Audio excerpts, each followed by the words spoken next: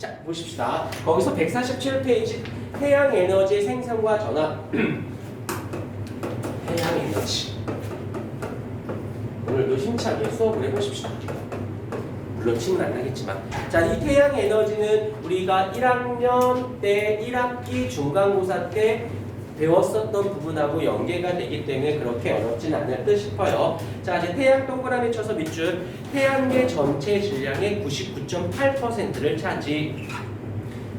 차지했고요. 그 다음에 태양계에서 유일하게 스스로 에너지를 생성. 자, 여기서 이제 나오는, 여기서 요렇게만 나오는데 근데 막상 문제를 보기면 되게 여러 개 디테일한 용어들이 나올 거야. 왜냐하면 1단원하고 연계가 되어 있어서 배웠으니까 그 내용을 출제하는데 그 단어가 무엇이냐면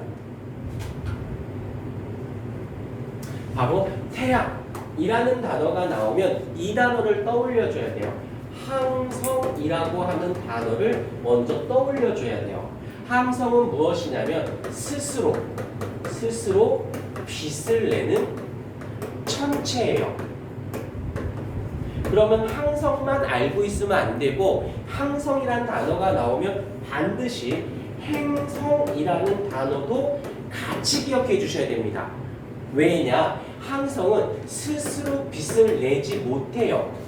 빛을 내지 못하고 얘는 항성주위를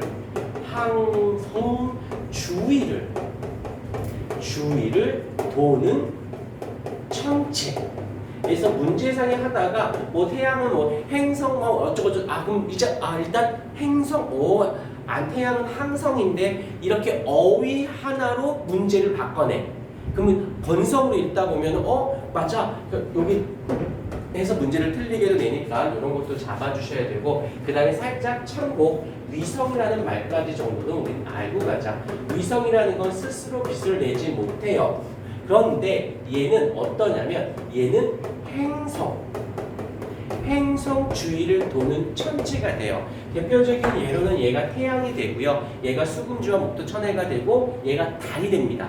달은 빛을 못 내면서 지구 주위를 돌잖아. 지구가 행성이니까. 그래서 위성인 거고. 그래서 우리가 인공적으로 로켓을 쏘아 붙여서 지구 주위를 돌게 하는 위성. 누구야? 인공위성이야, 걔가. 인공적으로 했다라고 해서 이 정도 잡아주시면 되고요. 두 번째 패턴으로 누가 나오냐면 태양 에너지, 태양 그러면 떠오를 애가 누구냐면 바로 주계열성이에요. 주계열성. 당장 이 스토리가 다 안 나더라도, 기억이 안 나더라도 내가 이야기하면서 상기가 되셔야 돼요. 6개월 전에 시험 봤을 때 6개월도 아니지 5개월 전에 이야기니까 잊지 않도록 하십시다. 주계열성. 그러면 주계열성에 대한 기본적인 베이지. 그런데 밑에 내용이 얘랑 연류가 되어 있기 때문에 반드시 잡아주셔야 돼요. 주계열성이라는 것은 어떤 거냐면 일단 어떤 별의 중심에 수소가 있어요. 그러면 수소 4개가 어떻게 돼? 한 개의 헬륨으로 무엇을 한다? 융합을 하는 것이지요. 인정해야 돼.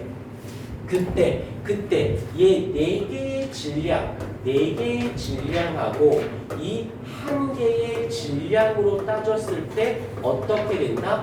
얘가 더 크죠.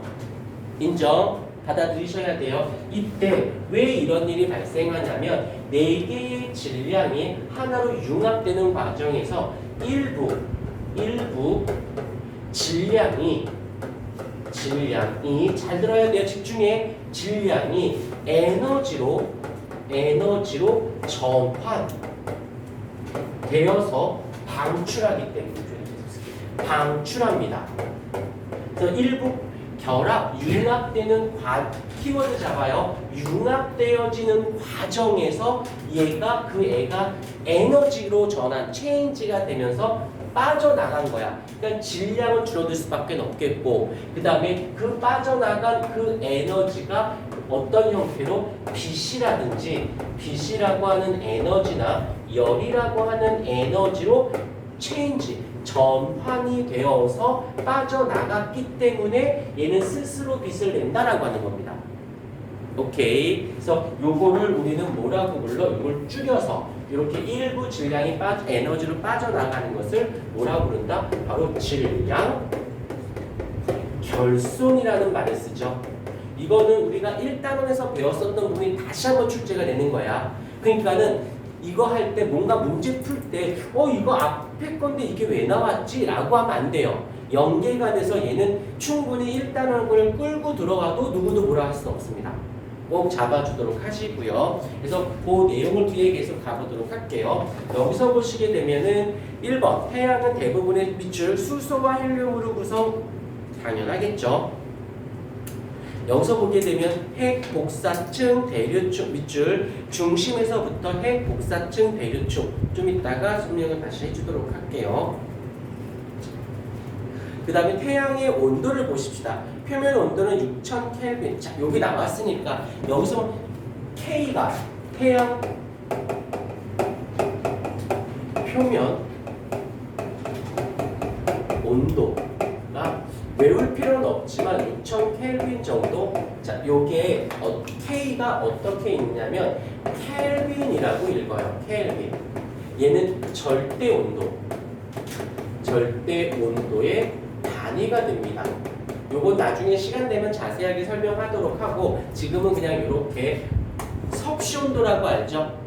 우리가 쓰는 온도, 섭씨 온도. 섭씨 온도에 플러스 273을 더하면 절대 온도 값이 됩니다. 하나만 예를 들게 어떤 거냐면 우리가 보통 0도씨야. 그러면 얘를 절대 온도로 표현하면 273 켈빈이 됩니다. 오케이. 그 다음에 우리가 27도씨예요. 그러면 얘가 300 켈빈이 돼. 나중에 문제 풀다 보면 희한하게 25도, 27도 희한하게 그런 말을 쓰거든. 그럴 때가 바로 우리가 섭씨 온도가 이렇게 되어 있으면 절대 온도. 그래서 과학에서는 섭씨 온도를 쓰지 않습니다. 절대 온도로 써요. 절대 온도를 쓴다는 거 잊지 않도록 하시고 요거 정도 6000 켈빈. 그러면 얘 같은 경우 이렇게 끌고 들어오면 어떻게 돼? 섭씨 온도는 6000에다 273이니까 6273 도씨군요 라고 생각하시면 돼요. 근처에 가면 뜨거워요. 됐고, 그 다음에 거기서 보게 되면 나이를 보자. 여기서 보게 되면 대략 50억 년 정도이며 총 수명은 100억 년 정도로 추정된다라고 되어져 있대요. 그 다음에 거기 박스를 볼게요. 수소 핵융합 반응 있죠? 이게 지금 요거 얘기한 거야. 요거 얘기. 그래서 그다음에 태양 에너지의 방출 쭉 버리고 있다라는 거 정도 봐주시면 되고 일단 한번 살짝 끊고 다시 가도록 할게요.